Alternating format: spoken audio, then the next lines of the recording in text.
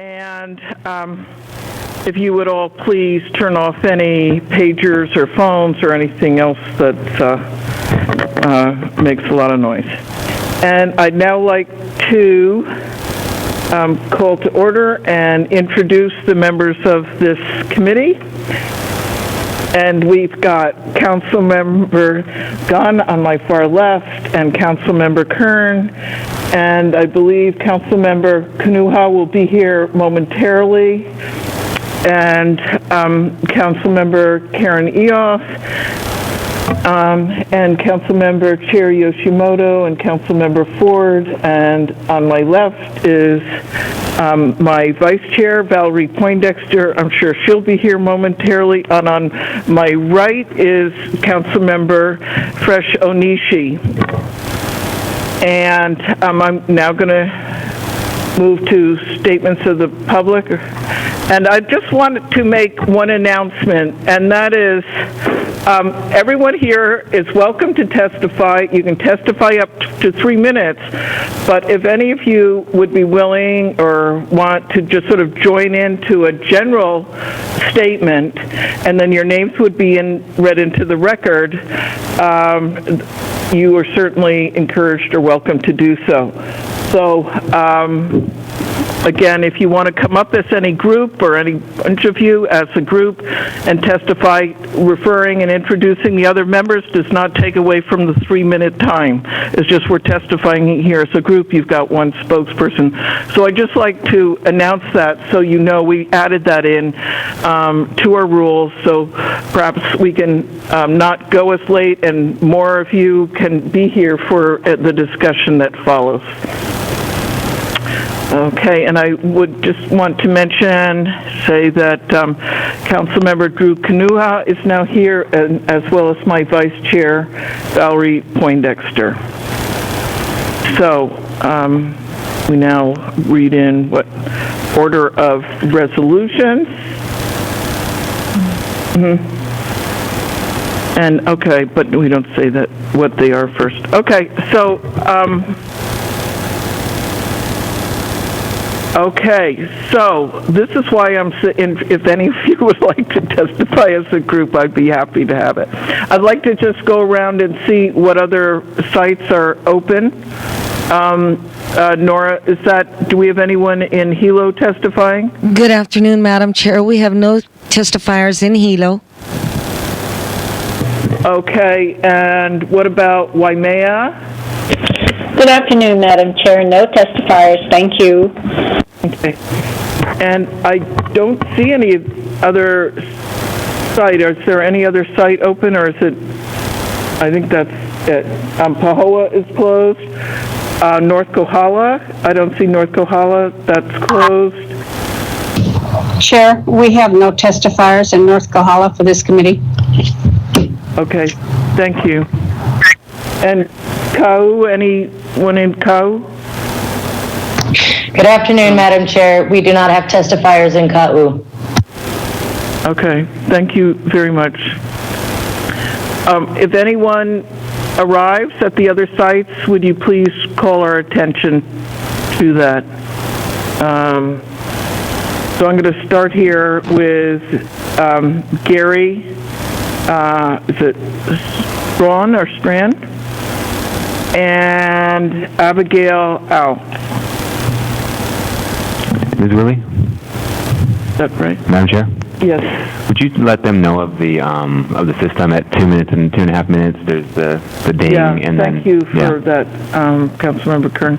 Just so that you know, the first little signal bell will be 2.5 minutes, and then I'll cut you off at 3, and we do have a lot of people here, so I'm going to try to hold you to the last sentence, okay? So if you would introduce yourself and proceed. Microphone? Yeah, hit the button.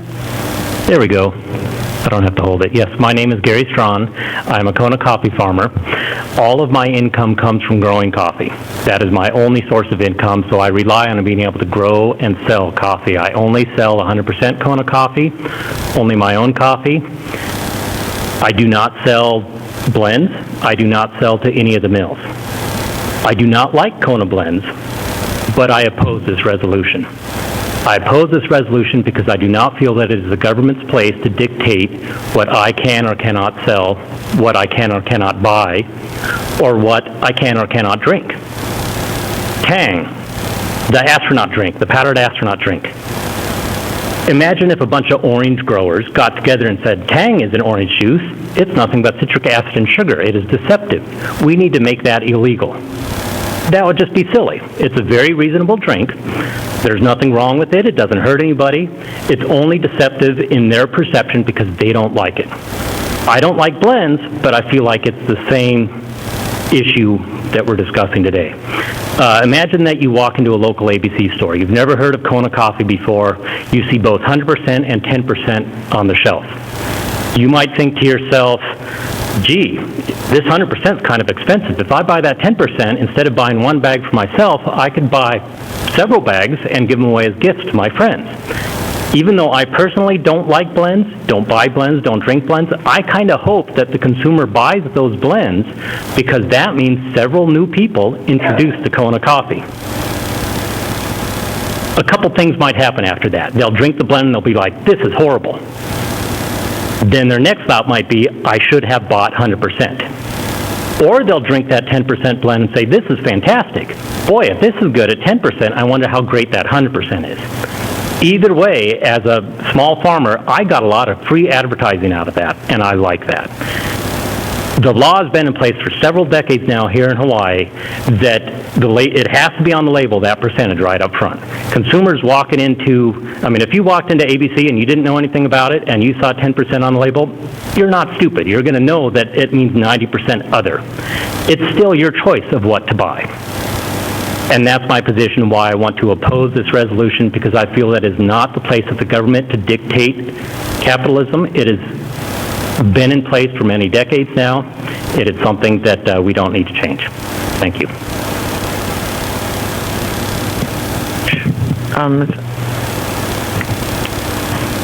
Aloha, Madam Chair, fellow committee members. My name is Abigail Au. I speak in opposition to the resolution for the following reasons. The resolutions state that the Hawaii County Democratic Party adopted resolution number 12 at our county convention on May 3rd, 2014, which would require 51% Kona content for labeling as Kona blend. While this is true, the resolution was subsequently voted down at the Democratic State Party convention later that month. Thus, such a labeling requirement does not have the support of Democrats statewide. Secondly, the resolution also states that coffee currently packaged and labeled as 10% Kona coffee blend contains 90%, quote, imported foreign-grown coffee. However, because of the decrease in the quality of Kona coffee due to the coffee berry borer infestation, much of that 90% is actually locally grown coffee that cannot legally be labeled Kona or Hawaii coffee. To be called Kona coffee, beans must meet a minimum grading standard of prime. Damage done to the Kona coffee crop by the CBB has made it difficult for much of each year's yield to be made prime grade. Coffee cannot be labeled Kona or Hawaii, can make up some or all of that 90%, thus ensuring that none of Kona's production goes to waste. Finally, as a farmer who sells my coffee cherry to larger producers, whether my farm's coffee is blended with other Kona coffee to be sold as 100% Kona or my coffee is blended at 10%, I receive the same amount of money for my coffee cherry. Once I sell my coffee cherry, it's not my job to tell other producers how to run their business. Thank you.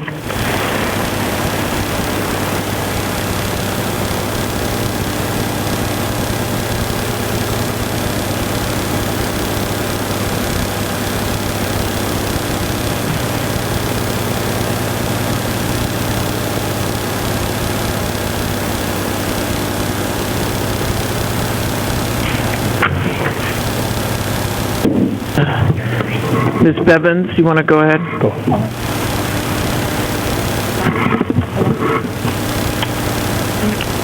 Turn the microphone on. My name is Gloria Bivens. I'm with the Royal Kona Visitor Center Mill and Museum.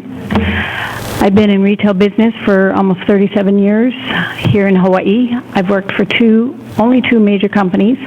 One would be, was a purchaser for Long's Drugs, now known as CVS. I also work for a Hawaii Coffee Company as a manager and a purchaser. We do at our visitor center. Every month, over 5,000 visitors come to our visitor center. There is no deception there. Everything is labeled 10%. They all understand what they're buying. It gives them the opportunity to buy our coffee. Gives the opportunity for everybody to enjoy Kona coffee at some level. I do not feel it is up to us to persuade them that they can only buy 100% Kona coffee, and that's the only way they're going to get their favorite cup of coffee. Coffee is a great cup of coffee, whether it is Kona coffee, A'u coffee, any of the other coffees. 51% or 100% or 75% or 35%, as which our company has tried to do at one time, it still does not, as Abigail had said, it does not add the extra dollar in the farmer pocket. It just hinders the consumer.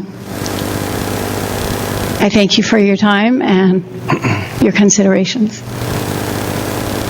Mr. Wayman, and you didn't check support, oppose, or comment, did you? I oppose. Okay. Hello, members, Chair. My name is Jim Wayman. I'm president of the Hawaii Coffee Association. The land farmed in our association represents about 90% of the land farmed with coffee in the state of Hawaii. About half of our board members are Kona farmers, so we're well represented in the Kona industry, and we as an association oppose this resolution. Oppose it really on three basic factors. One, the current laws that are in place work. They were put in place in 1991. That was House Bill 280, which mandated that any product that uses a Hawaii coffee origin name had to have at least 10%, and on the package it had to say contains at least 10% Kona. That's been upgraded over the years until in 2010 we passed revised laws. It now requires that in letters at least 3/16 of an inch high, anytime you use the word Kona or 5 other origin names, immediately to the left of that origin name you have to say the percent. So think of yourself as a consumer. You walk into Long's Drugs, there's a bag that says 10% Kona coffee for $5 and a bag that says 100% Kona coffee for $14. You're consumers. I don't believe you are defrauded. I think you know what you're buying for $5 and $14. That's the whole point. Second reason is farmers will be hurt. The Department of Ag reports that there are 1,100 farmers farming the TMKs of Kona. About 800 of them are what you would call cherry farmers. All they do is grow their fruit, sell it to a processor, and that processor turns it into parchment and then green Kona coffee. It's estimated that about half of the whole crop is sold to companies engaged in blending. So if you as a group decide there isn't going to be any more blending and that's what you want, who's going to buy the crop from those 800 farmers? I don't know. Thirdly, consumers will be hurt. Right now, consumers, I've got Nielsen data here that I buy from my company. This is really interesting. 53% of all the coffee sold in Hawaii is sold at a place like Long's Drugs in the Hawaii coffee set. 80% of those sales are Kona blend items. So the consumer is voting with their wallet. They want to buy that $5 bag of coffee, and you're proposing to take that away from them. I don't understand it. When nobody's really being hurt, nobody that I can see is being defrauded, and the resolution states that defraud of consumers continues. That's false. Thank you very much. Thank you. Appreciate it. Okay, next, Thanks Adrian Gillian and Dave Bateman.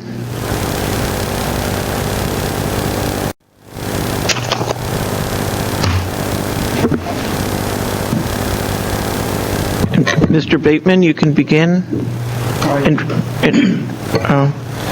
I guess you're both on. Yeah, go ahead. Okay. Chair. Go ahead. I'm sorry. There we go. Is that better? Okay. Yeah. Okay. Chair and members, thank you for allowing me to testify. I'm Dave Bateman. Trudy and I own Heavenly Hawaiian Farms, total of about 45 acres of coffee. We produce only 100% award-winning Kona coffee, and we ship our coffee all over the world. Most of it ends up in California with 2 large roasters. At one time, we supplied all of Trader Joe's Kona coffee, but because pricing has gone up, they can no longer afford us. But we've been doing this for 10 years. I have sat on most of the coffee boards, but today I am testifying here on behalf of my own farm. I am presenting comments here. I wanted to try to figure out a way to kind of support the idea if I understand the intent, but I could not figure out the intent. Looking at the whereas clauses, I became totally confused. Are we pushing for 51 to 75%? Are we trying to do away with blends? Are we looking to add a statement behind the 10% blend that would include 90% some foreign, international, or imported origin? I could not figure that out. It was very confusing to me. So therefore, I am limited to comments today. One thing that I think this fails to do, it sort of attacked the coffee industry, and I took a little offense at that because we have worked hard over the last 10 years to protect our farmers, and I'm one of them. And it was not a balanced statement of whereas clauses. I mean, because we did not mention in here the good laws that we have enacted. Jim Wayman spoke to one. Another one that we just enacted last year was HRS 708-871.5, which makes it a felony now to misrepresent your origin. You can't call Hamakua coffee Kona coffee. It's a C felony now. And we also almost were successful in getting a law passed that would make a grading misrepresentation a graded scale from a misdemeanor all the way up to a felony, depending upon number of incidences and size. So the industry, to its credit, has done a tremendous amount to protect not only the consumer, but also try to keep this industry going. We've been fighting drought. We've been fighting CBB. This is not an easy business to be in. Farming is a very tough business, if you don't know that. And I'm very concerned about if the intent here is to do away with blends. As Mr. Wayman testified, we have 800 farmers who sell their coffee to the blenders. What happens if the intent is to do away with that? What happens to those farmers? That will affect me too, because that will diminish the value of coffee. Now, one thing I can support is the idea that a 90% component of the 10% Kona blend be required to state that it is imported, international, or foreign-grown coffee. That, I think, makes good sense. And if I were in the state legislature, that's one bill that I would seriously entertain. So I think that really does have merit, but I could not figure out the intent of the overall bill. So therefore, my comments. Thank you so much. Thank you. Okay, Adrian? Turn this off. Good afternoon. My name is Adrian Guillen, and I'm representing Hawaiian Queen Coffee. We have approximately 160 acres of Kona coffee land in Holualoa, and I think that puts us right in the middle in between some of these smaller farms that have 5 or 10 acres, and also these large mills that are buying millions of pounds of cherry from these small farms. Our company, we don't sell any blends of roasted coffee directly. We only offer 100% Kona coffee, but we are opposed to this measure because we do a lot of business with large wholesalers that do sell the blends. Last year, our company alone did $2 million worth of sales to wholesale companies such as Hawaii Coffee Company, and also overseas to some suppliers in Japan and Korea, and they all offer blended products. So we don't want to take that away as an option. And in addition, our main customers are in Japan, and the most popular item that we found that they're sold over there is 30% Kona coffee blends. And we have a lot of tourists that come from Japan and Korea that want to come and tour our farms, and they ask for the blends. They're coming from overseas to spend money in the local economy, and they would like to purchase blends. We don't want to take that option away from them or any consumers, and we feel as though taste is a matter of preference.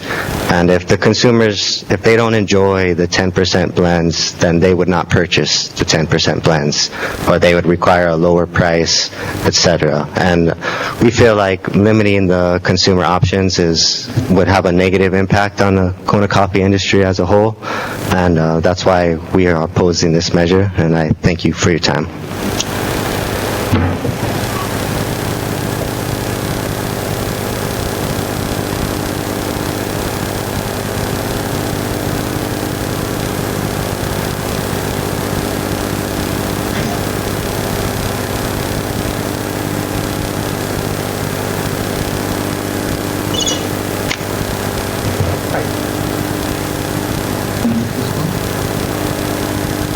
Push. There we go. I am Hans Eckert. My wife and I own Lyman Kona Coffee Farms. We're an organic farm. We've been doing it for 10 years. My wife's family has been here since 1832, and because of that, I have a sense of history. And the history of Kona coffee was that by the 1860s it was world famous. Mark Twain talked about it. Mark Twain was here for a month, stayed with the Lymans in the Lyman House. And by 1890, when there was a World's Fair in Vienna, Kona coffee won the gold medal. And Kona coffee for the longest time was known as the best coffee in the world, or now one of the best coffees in the world. However, it is a very, very serious problem that the blenders don't want to talk about. Kona coffee is the most recognized Hawaiian product. It is no longer pineapple. It's no longer sugarcane. Kona coffee is what it is. Kona coffee is the best product that people know. So, what happens when you dilute the brand and when you produce stuff like 10% Kona coffee that no cupper, professional coffee tasters, has ever been able to taste the Kona in 10% Kona blend? A previous speaker said that I don't want the government to go in and tell me what I can eat. Well, you know, you ought to go to the reforms of the slaughterhouses in the 1920s and stuff like that. So we do want the government to be sure that we don't commit misleading as far as labeling is concerned. You can't buy any kind of sausage in the United States or cereal or anything that doesn't tell you the ingredients. I was asked once what I think about 10% Kona blend. Now, I love Chinese food, so I know what a Chinese menu looks like, and I usually know what it tastes like and all of that. But somebody who has heard that this is a great Chinese restaurant and goes in and orders Peking duck, and the menu goes there for the Peking duck, and the menu says 10% Peking duck. Do you think the owners would sell it if it said 90% rubber chicken? And that's what happens. That's exactly what happens. It's 90% rubber chicken. Nobody has ever tasted it. That is not honest.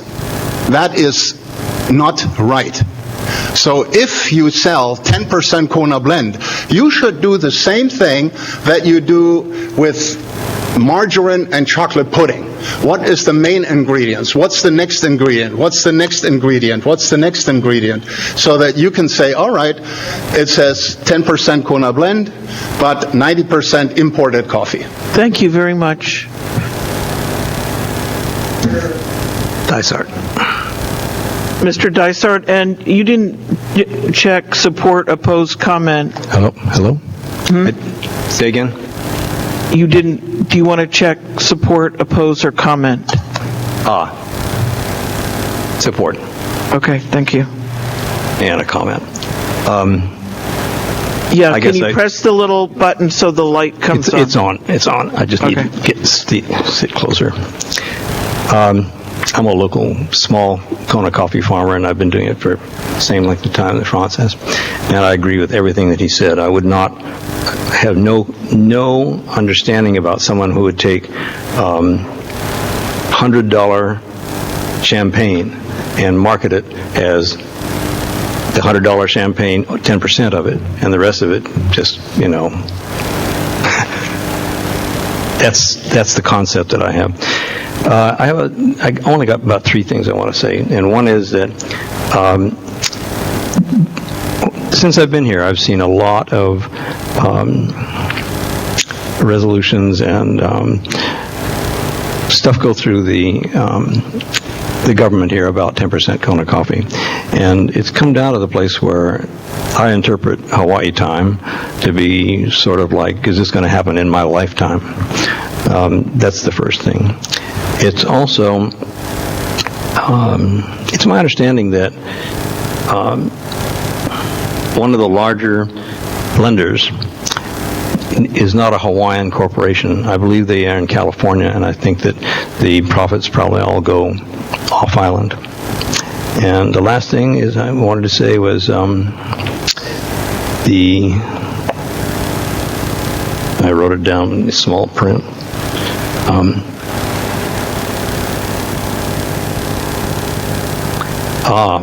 That a lot of the labeling laws that we have expected to see have not made it out of committee in Honolulu. I'm not sure how to handle that because the committee is not listening to the committee is a part of the legislature but not listening to their desires. That's about it. Thank you. Kohlhauer Bandura and Anita Kelleher. Okay, good idea. And just so you know, Claire Wilson and Cecilia Smith will be next. I'm sorry, you won't have to testify. Okay. You know that. Yes. Okay, Cecilia You can Smith, pull I up a agree. chair. Okay. Yeah, that's fine. Yeah. Okay. Okay, so Kohlhauer, go right ahead. And if you would also introduce maybe Claire Wilson or what is her? Oh, okay, but who is sitting behind you? Cecilia Smith. Okay. I'm going with that. Okay. Okay, good. Thank you, County Council, for listening to me come here today. Thank you, Chair. I'd also like to thank my County Council Representative Brenda Ford for introducing these pieces of business because I think that's critical. Just to quickly introduce myself, my name is Kohlhauer Bandera. I'm an organic coffee farmer in Honau now, including Kona coffee. And I'll just tell you, direct sales, which is what I do with my Kona coffee, just so you know, I really know what consumers are thinking and dealing with on a daily basis because they go into the stores, Long's or wherever, and then they come out with their comments of confusion and not clarity from the store shelves or choices. And I think that's critical. I want to make 2 quick points, and the first one I think is simple, and it's consumer honesty. And I think that really is a why not kind of question. And I think the County Council can and should recognize that misleading and incomplete information, it doesn't help Kona coffee farmers. It doesn't help Hawaii County. It doesn't help Hawaii State. And from my international and national experience, it doesn't help any specialty origin product anywhere in the world. I think misleading and incomplete information is deceptive. And my second point, a little bit longer, but I serve in a volunteer capacity to the National Organic Standards Board. I advise the Secretary of Agriculture of the United States of America. And organics is a label that people pay extra money for. That's what we're talking about, labels that people pay extra money for. And in the United States, coffee isn't grown all over the place, right? And so it's hard to hope that the United States government is going to be looking out for Hawaii deceptive and misleading labeling. It really has to come from Hawaii, who needs to look out for Hawaii. And that's really, I think, a critical issue. Organics over the years, if you tracked or paid attention to that over time, it had state and regional labeling rules in place, and they were combined and turned into federal law eventually for the sake of consistency. And we need clear and consistent legal provisions in place so that consumer honesty is there. And so we all recognize what the labels in Hawaii are in place for. What are they in place for? Consumer honesty and integrity, as with organic, so that consumers can make healthy choices that will be the best support for Hawaii County Kona coffee farmers. And I think that that's, from my perspective, what it comes down to is consumer honesty. And I think we're all consumers, every farmer, every processor, every one of you. And I think we need to be honest with each other. Thank you. Okay. Ms. Kelleher, you didn't check support. I support the resolution. And I also would like to thank Brenda Ford for writing these resolutions and bringing it forward. Madam Chair, point of information. Are you two speaking as one on the testimony or separate? You both. When she said if you agree with the other speaker. Yeah, is it possible if you could just come up so you are as one rather than you so far? I feel like we should be treated fairly in that sense. All right, I'm Anita Kelleher, and I am a Kona coffee farmer, and I support the resolution. Sorry, one more thing. Oh, it also states that you should say your name, both of you, and then testify, please. Okay, when you want to have point directed to me, and I'll handle it as best I can. Okay, go ahead, Ms. Kelleher. State your name for the record. Okay, I'm Anita Kelleher. And I'm Cecilia Smith. Okay, go ahead, Ms. Kelleher. Okay, I'm a Kona coffee farmer. I've been farming coffee for 14 years here, and I support the resolution mostly because it's truthful, truth in labeling, and I think that deceiving our tourists and people do not, I agree that people do not always read. Even my own mother-in-law was so excited because she bought Kona coffee at Marshall's in Florida, and it was a 10% blend, and I had to explain to her what that meant. So, I mean, we have a Hawaii heritage here. We have a very special product, and we need to take care of it, and I believe that people will pay for it, and I'm going to let Sia speak now. Oh, briefly, my husband and I have been farming. I was trying to make this easier, but I support your resolution. It's fabulous. That's what we want. My husband and I have been farming Kona for more than 26 years. We believe that the ridiculous labeling of Kona blend with only 10% of the real stuff is a black spot on the word Kona. Over the many years we have grown Kona, we've been asked about Kona blend. People think it's a blend of Kona coffees. They can't read the tiny font that says only 10% Kona. That's the trick. Let's get rid of the tricks and be honest. If you really care about Hawaii and you care about the Kona side, and it's more than 180-year history of farming Kona, you know that Kona blend is a simple ripoff of the word Kona. How come the label doesn't have to say where 90% of the coffee in the bag comes from? It only has to say the 10% selling word. How come we all can't be for the truth? Kona blend is not truthful. Please protect the real stuff by protecting the name Kona and making it mean real 100% Kona. Okay, let's see. Claire Wilson and Michael Katz or Kate Katz. And the next two will be Bruce Corker and Kurt Swikari? I may have that wrong. Okay, Claire Wilson.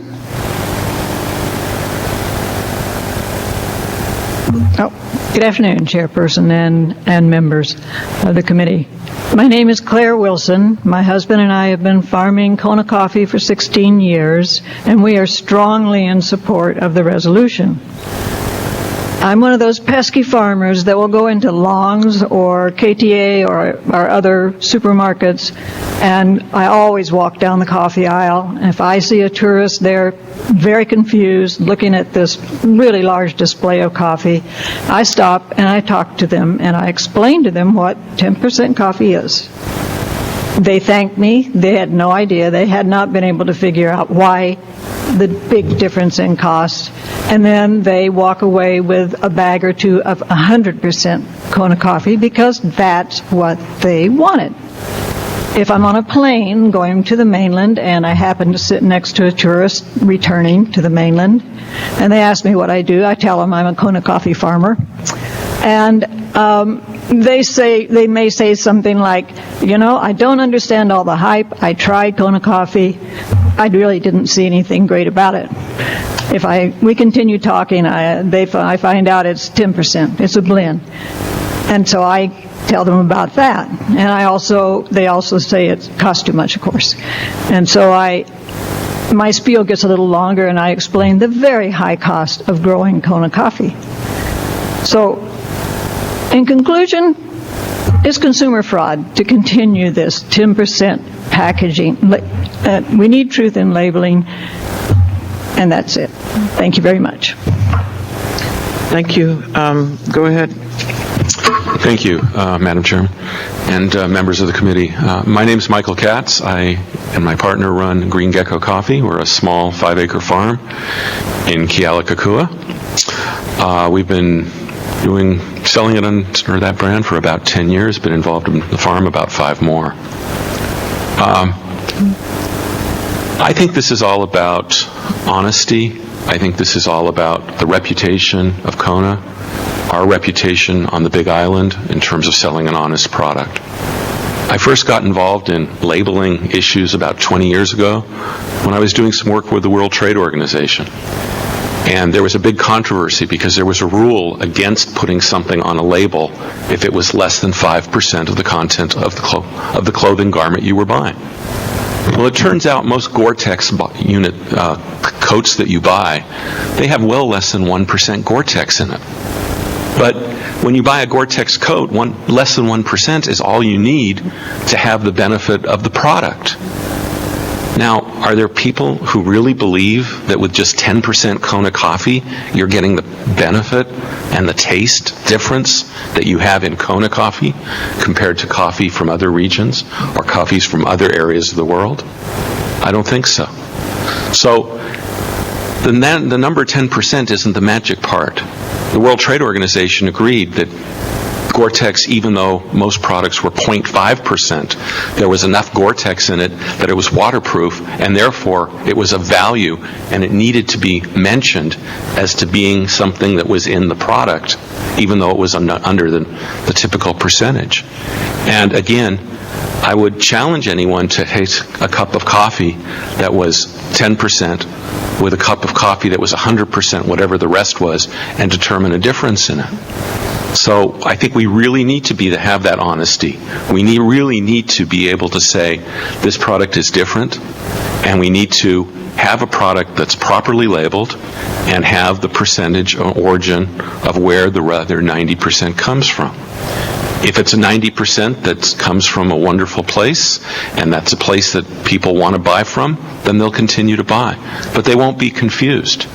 And the number of people that I talk to selling coffee, they don't understand that the 10% isn't enough to make it taste like 100% Kona coffee. They think that 10% is the threshold that you get a difference, that it's different, that it's a superior product. And again, I haven't seen very many 10% Kona coffees win any of the cupping contests, win any of the contests, win any of the taste, and I suspect even with my own palate, which isn't properly trained to understand all those differences, it's pretty easy for me to tell the difference. So the number does matter, and I would request that you pass this resolution. Thank you. Thank you very much. So it's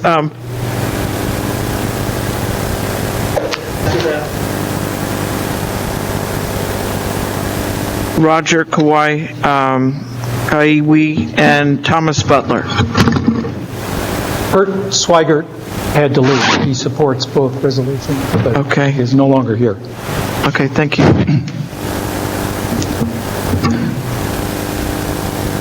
Chair Willie, members of the committee, good afternoon. My name is Bruce Corker.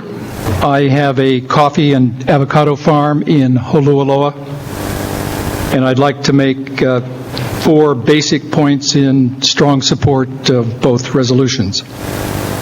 The first point is that Hawaii is the only region anywhere in the world that permits the use of the name of one of its premier agricultural products with only 10% genuine content. Nowhere else in the world permits that.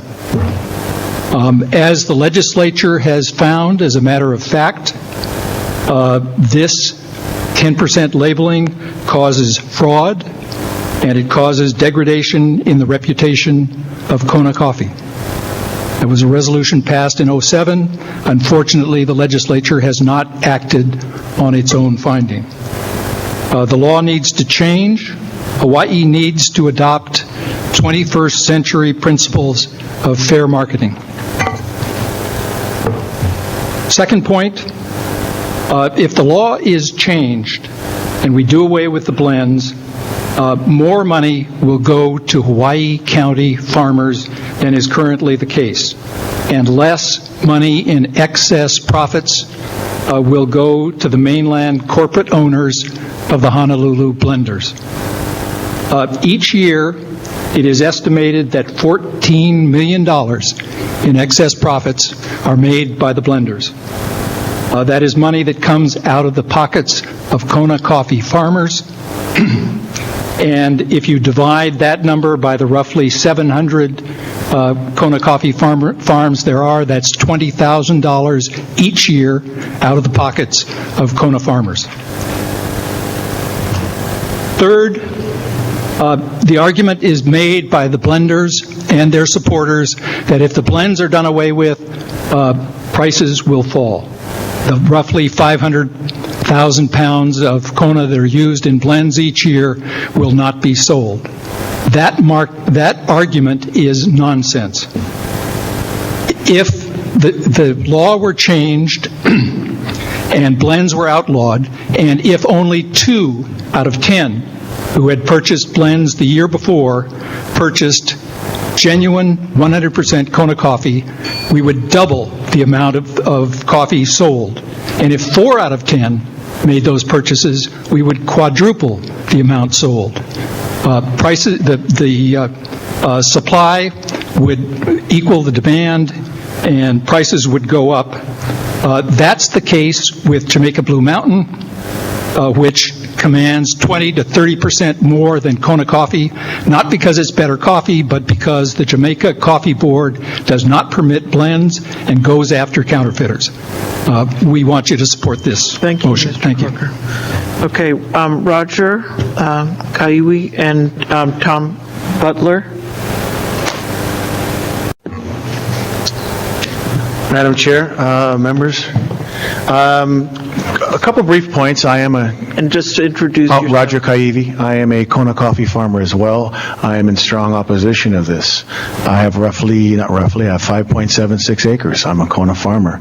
Currently, I'm not interested in being vertically integrated. I don't want a website. I don't want to roast. I sell my coffee. I want a fair price, and I want to be paid for it. This particular resolution could damage that, in my opinion. Secondly, I am a processor. I have a book here with 760 people in it who are interested in the same thing. They want a fair price, they want to be paid, and they want to be treated well. That's as simple as it gets. My third point I wanted to make, I have a graph here of data here that shows the planted acreages from the year 1991 to 2011.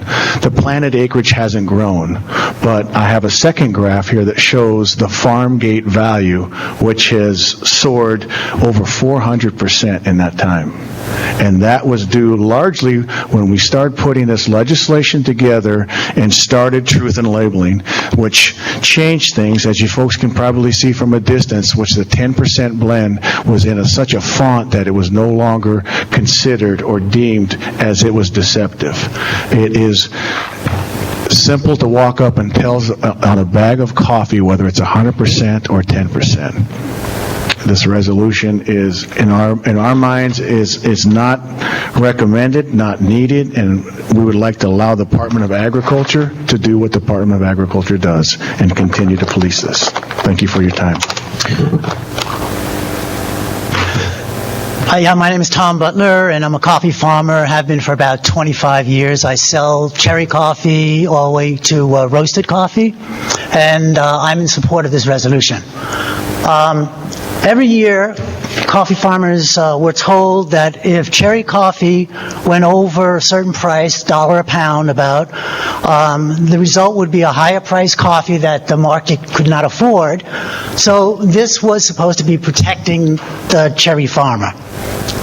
Well, processors are now paying $1.50 to $2 a pound for undamaged coffee. Undamaged means it's not infected with the beetle. And the market has not collapsed. So this wasn't about protecting the cherry farm. This wasn't about protecting the farmer, but it's about protecting the corporation bottom line. Using only 10% in a Kona blend and the way it is presently being labeled is not about protecting the farmer or the consumer, but about the same bottom line. Meanwhile, infected coffee, even if it only contains a pinhole, is severely discounted from this $1.50 to $2 a pound, and can very easily be ground up to be mixed with the 90% foreign coffee and called a Kona blend. 10% makes for a good hiding place. This 10% ruling permitting a 90% foreign coffee to be deemed a Kona blend is misleading and makes for continued misinformation and deception. We need to clean up this guise so that the consumer can better know what is being purchased and so that the origins of Hawaii coffee is protected.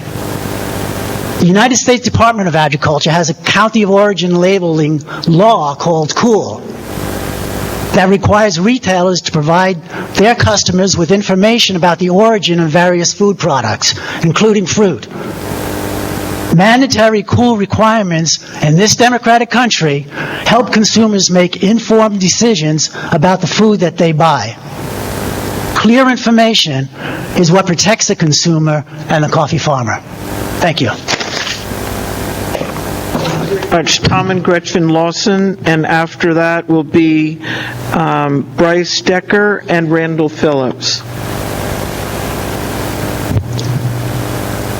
And maybe Tom and Gretchen she left. Okay. So, and Bryce Decker. Yes. Okay. He left. And Randall Phillips will be next after that. Okay, go right ahead. Members of the County Council, good afternoon. I'm Bryce Decker. I'm retired now, but a few years ago I served 3 years as treasurer of the Kona Coffee Council and connected with the many coffee farmers in Kona.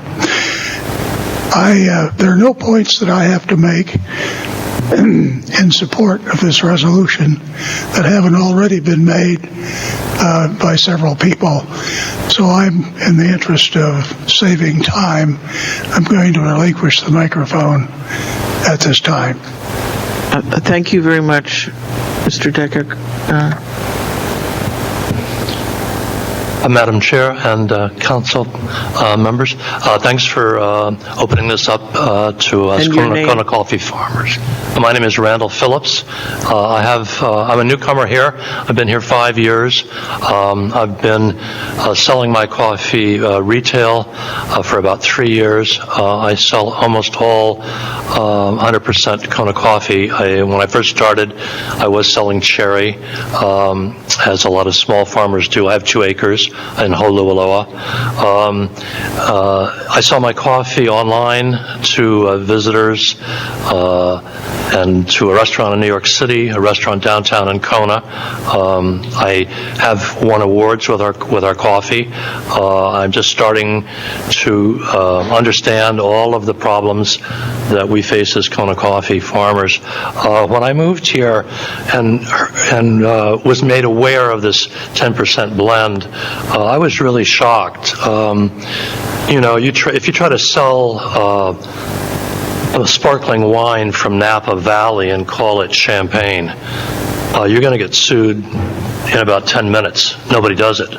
Kona coffee is one of 3 top single origin coffees in the world, Jamaican Blue Mountain being the other, and some people can argue about Panama Geisha. But anyway, we have one of the best single origin coffees in the world. And our geographical name is getting downgraded by this very deceptive. At best, it's deceptive, and at worst, it's got to be considered fraudulent. I have 2 vacation rentals, and I have a stream of people worldwide that come here. And they're staying on a coffee farm. I'm a working coffee farm. And I explain to them the best that I can about this labeling situation. But about half of them pick up a 10% blend, not really knowing about it. It is deceptive.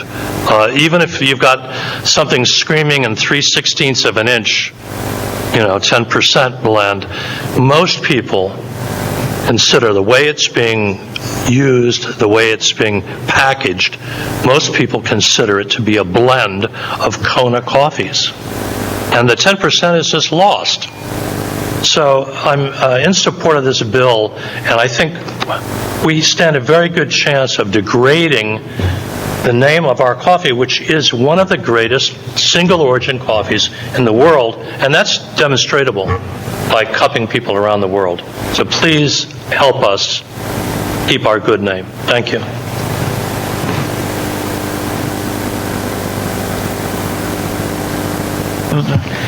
Steve Hicks and Mary Lou Moss, and let me just say I only have like 4 left, so we're almost done. And after that, Steve Sakala and Stephanie Delmont.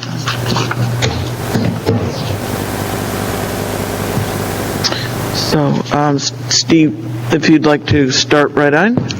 Yes, I'm Steve Hicks. I am with Greenwell Farms. Greenwell Farms is a coffee production company in Kealakekua. And for decades, we have farmed a number of acres. We've purchased coffee cherry, coffee parchment, and coffee and green bean from hundreds of farmers in North and South Kona. And we market this coffee across the mainland USA, all around the state, Europe, around the Pacific Rim. Greenwell, we don't consider ourselves coffee blenders. We produce 100% Kona coffee, and we try to make the highest quality coffee we can with the coffee that's presented to us each year. That said, many of the customers that we sell to around the world do blend the coffee that we sell to them with other coffees from other origins. So a change in this blend law will affect us. But that's not really why I'm here and why I wanted to comment here today. I think I have 3 main concerns about this resolution. This initiative is not the product of an industry consensus.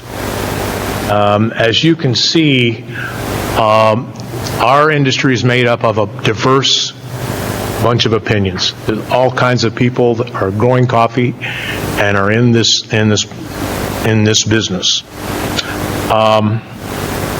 We have a very diverse opinion, and what has happened to us in the past, we end up fighting these arguments in front of legislative bodies, and it has hurt us as an industry, both at the legislature and at the Department of Agriculture.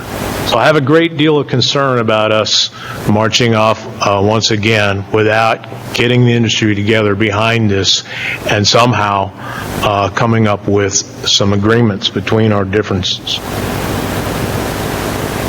The major blending companies consume at least a third, if not over, of all the coffee cherry that's sold in the farmer cherry market. And changing the direction of that will cause a market correction for a period of time. And right now, farmers are experiencing the highest prices they have received for their Kona coffee in the history of the product. So it will be a change and an impact to Kona farmers. I'm going to have to ask you to stop there, Mr. Hicks. Oh. Thank you very much. Sorry. Mary Lou Moss. Hi, my name is Mary Lou Moss, and I've been a coffee farmer with my husband for about 12 years here. I moved here kicking and screaming all the way. I had a new grandbaby in Seattle, so I didn't want to come, but the coffee farmers are wonderful, and we've had a wonderful time. Mr. Hicks, I have to ask you. You can't do that. You said something about there'd be a glut. You can't. You have to direct. Oh, I'm sorry. Okay. Direct I'm sorry. your testimony to the All chair. right. All right. Well, he said that there would be a glut with this. Well, of course, the processors want a low price for their coffee, and the farmers want a high price. We're never going to get together. Hopefully, we could meet in the middle somewhere. Okay? And then I'm kind of confused about this 10% thing. Now, if I have 9 oranges and 1 lemon, am I going to call it orange juice or lemon juice? Why would I call it lemon juice? There's 1 lemon and 9 oranges. Why would I call it, lemon juice? So anyway, why do you call it Kona coffee if it's only got 10% in it? The blenders can blend all they want, just don't call it Kona, because I think it gives the Kona coffee a bad name, because the consumer will try it and they say, ooh, that didn't taste very good. So, then they think that gives Kona coffee a bad name. The Feldman study, the Kona Coffee Farmers Association did the Feldman study, which was kind of debunking the thing that it's going to fall into a glut if we quit producing a 10% blend. It's not. If any of you want any of that information, we can supply that for you. So I am definitely in favor of this bill. And so please protect the origins of the Kona coffee. Thank you. Okay, thank you. And let me just ask both of you, Mary Lou, you support, oppose, or comment? I support. And Mr. Hicks, can I fill in one of those boxes for you? Put me down as opposed. As opposed, okay. Thank you very much. Okay, Steve Sakala and Stephanie Delmont. And after that will be Louise Hanna and Richard Reagan.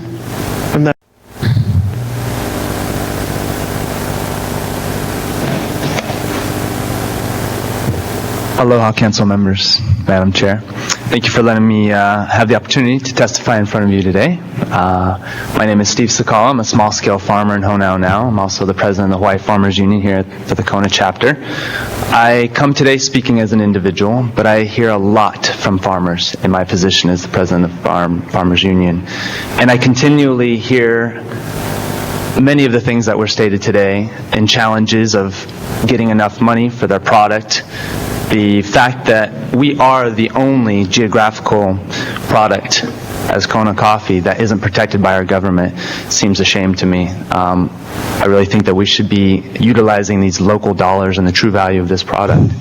So I urge you, and I strongly support these 2 resolutions, and I'll relinquish the rest of my time to Stephanie. Thank you very much. Oh, I don't have anything to say. Aloha, and thank you for the opportunity. I thought I would have more time to prepare, but Well, I apologize because this is something that we've talked about for a long time. I've only lived on the island 14 and a half years. I've been a coffee farmer until May when I did finally sell my coffee farm, and that had nothing to do with the beetle or anything else. It had to do with some personal issues, so don't have that be on it. Basically, I'm totally in support of this. I'm speaking as an individual, as Steve did, and I'm president of the Kona County Farm Bureau and also a member of the Farmers Union United and the Kona Coffee Farmers Association, actually a charter member of both those organizations. So I really care about farming, I care about coffee, and I care about farmers getting what they can. We'll never get what the value of our work and effort and time and caring is, because we're at the bottom of the whole thing, and the money comes in as you process, and then sell. So I want to urge you to give us this one thing that we have, which is the truth in labeling. We are 100% Kona. We don't have, stuff mixed around in our fields. We aren't growing, as Mary Lou said, oranges and lemons and calling them something that they aren't. This is Kona coffee. What happens after we sell it, we can't control. But our state should be controlling what happens to the name, because that's very important. The selling point really is Kona. It's not, Kona coffee. I mean, it's Kona coffee, but Kona is a real name around the world for a lot of things. Nobody's telling us about the 90%, and basically, there really is no industry that is going to be united on this, because you have everybody in sort of facing off. The farmer would like to get as much as they can. The buyer is going to pay whatever they can get away with. And the person who is buying coffee cherry, and I'm one who has sold my cherry for about 8 years, and before that, or 6 years, and processed it prior to that. We're getting more money now, yes, but it's because there's less coffee available because of the coffee berry borer beetle and all the extra expenses that farmers have. A lot of farmers I'm getting passionate, but a lot of farmers are giving up the crop, but they're not cutting their trees down, so the coffee berry borer stays there, even though we're getting vouchers and all these kinds of things. I think we're ignoring something that's really, really valuable and important here, Kona coffee. Oh, do I have 30 more seconds? Okay.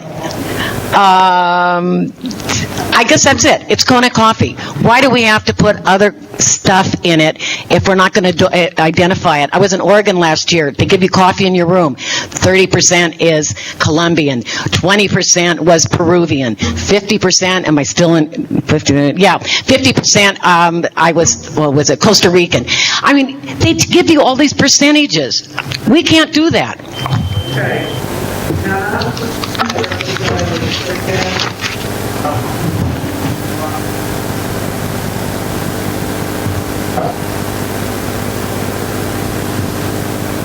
Thank you, Madam Chairman and members of the committee.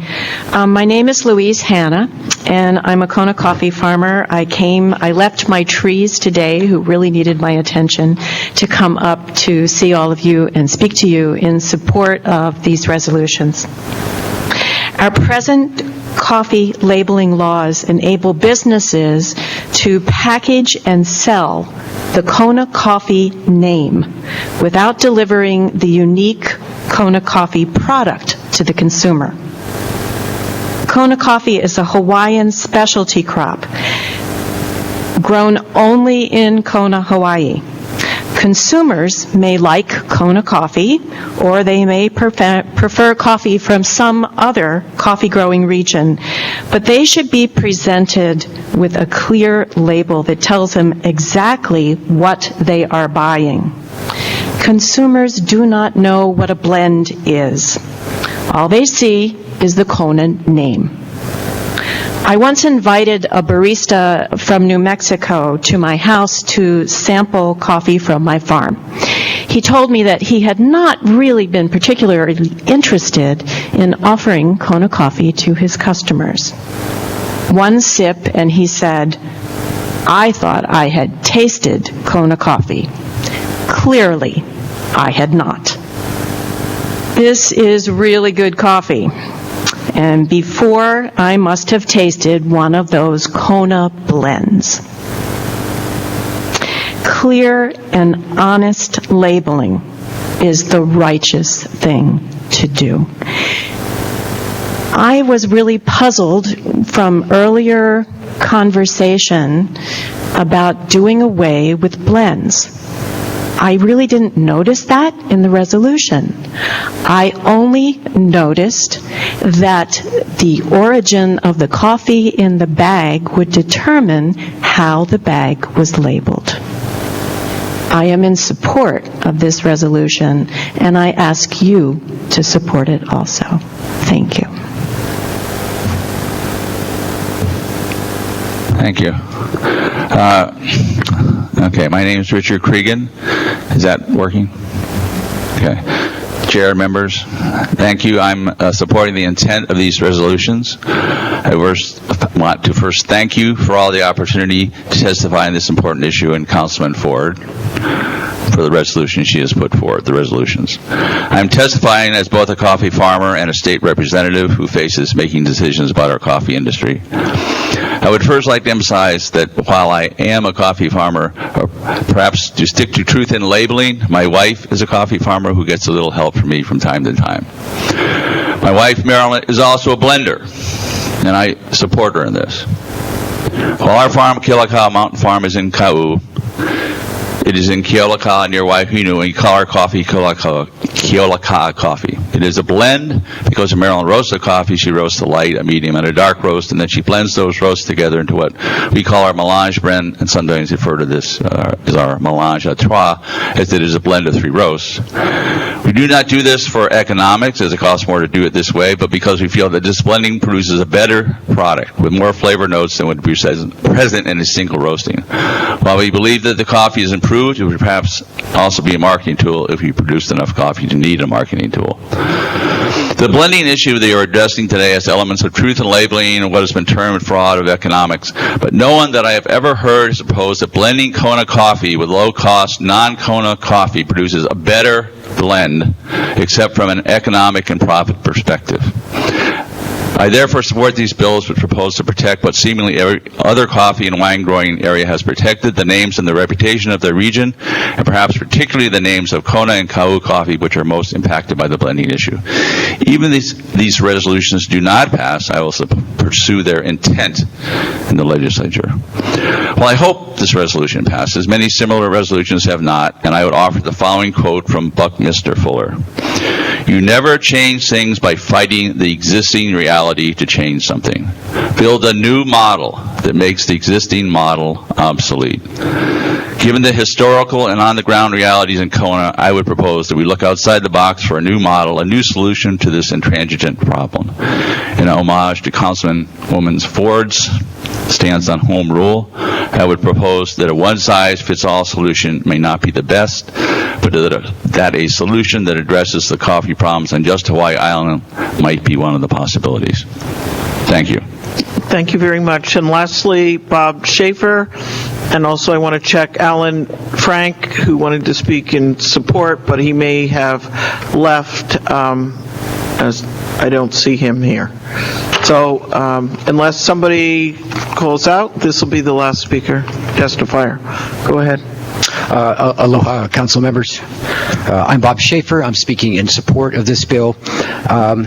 I'm an agronomist all my life, and all my adult life, and a consultant for both coffee growers and wine growers. I've worked 30 years in wine in Napa Valley and Sonoma Valleys in Northern California and all over the world. I've worked 20 years in coffee here in Kona. I work in Australia in coffee. I work in Guatemala and Mexico in coffee. I want to tell you right off the top, Dr. Cregan just hit the ball out of the park, if you ask me. Every place I go, both in wine and in coffee, in the culture of wine and coffee, they know about the Kona blending, and they're appalled by it. No coffee growers, no wine growers can live with this type of labeling, with these type of conditions imposed on us as growers.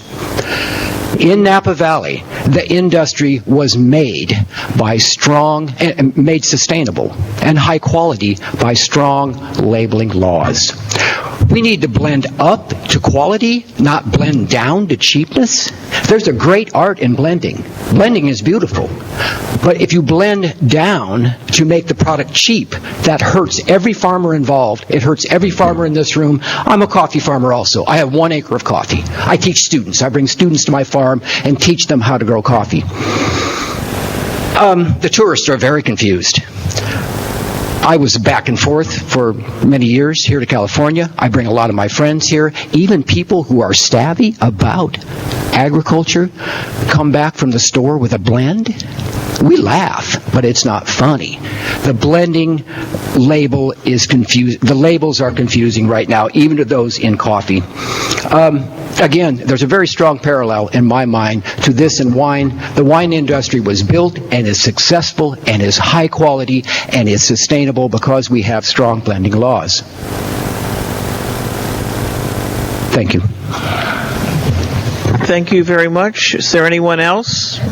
Not seeing anyone else. Statements from the public is now closed. And Madam Chair, Council, in terms of where we go from here and possibly recessing this discussion to the next meeting. I just want to know, it's 5:45. So I want to have a sense of the council. Yeah. I can go first? Yeah, go ahead. Yeah, I would support that if you can recess and you took all the testimonies, so when we come back again to your meeting, we can just go and make discussions. So I'll support that. How do the others of you feel? Okay, Brenda? Thank you.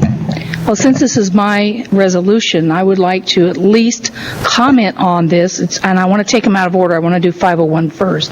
I would like to at least have the opportunity to comment before we go into a recess. These people have all come here to, testify in front of us. They would, hopefully want to hear what I have to say, because there's a lot of confusion out there about what this bill is about. Thank you. Yes, Councilmember O'Gunn. I'm willing to stay and discuss. Stay. I'm open either way. I do feel like it is towards the end of the day, and it's been a lot of food for thought here, and a lot of I have a feeling like this discussion might go around a bit in getting clarification and stuff. My feeling of making the best choices would be to recess and coming with a fresh mind.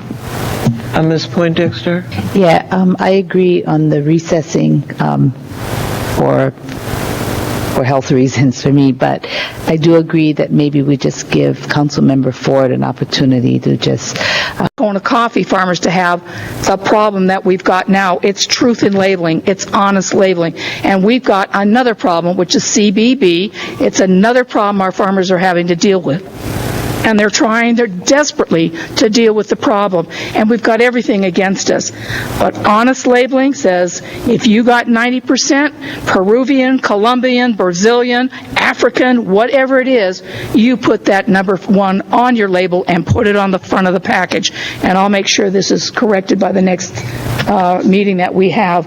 But I'm asking you to support the farmers in your areas, whether they're farmers or just farmers, oh my God, or they're blenders and farmers, or they're just blenders.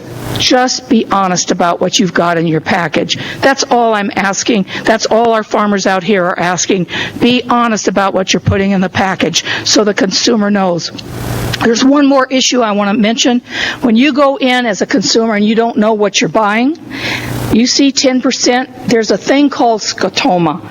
And that means when you look at something, you think you're reading 100%, and you're really reading 10%. And your brain just doesn't quite get it. Now, if you put 9% or 5%, you might notice it a little easier. But 10% can really look like 100% if you're just going fast. Thank you very much. Thanks very much. So I'd like to entertain, I can just recess myself. I'm going to recess this, and I'd like to recess it until October 14th, because a couple of our members will be missing from the next meeting. Point of order. We need to get this up to the legislature, and we can make available something like the 22nd of September, the 6th of October, the 13th. We don't have to do it on another day that we're having committee and council meetings. So why not choose another day? If we have 6 days' notice, we can do it from both sides of the island. Drew, would you, I don't know, I'm going to keep it on our schedule. I'm not going to schedule a different day, but I'm open to having it till the next meeting, even though we're going to be missing 2 because of the urgency. So if any, Ms. Eoff, do you have anything? I would just say that if we want to keep it moving and schedule it for the next committee meeting, even though some will be absent, it's in committee there, so it will move to council either way. So I'm going to go ahead. And we'll have another opportunity. Would I be able to make a comment? Because I'm okay with that. You guys can do it on the, I guess, September 30th or whatever. But Resolution 500-14, I cannot see this going to HSAC because it doesn't make sense, and there's nothing that is attached to this that's being proposed to the legislature. So having this resolution, it's no merit. Okay. And so I would ask if this can be withdrawn because HSAC will not support this. Thank you. Ms. Ford, I'm going to leave it to you. You don't have to explain, but you can bring in whatever way you feel is appropriate. Well, the only thing on the floor right now is 501, so I can't address 500 at this moment. Okay. And if we recess the meeting, I'll have to wait until the next meeting to deal with it. Yes, you'll have to wait until the next meeting, and I'm going to recess it to September 30th. And this meeting is adjourned. And recessed and adjourned. No, we have to vote on the adjournment. Oh, we have to vote on the adjournment. Okay. Okay. All right. We recess, so we don't have to. Thank you. Okay.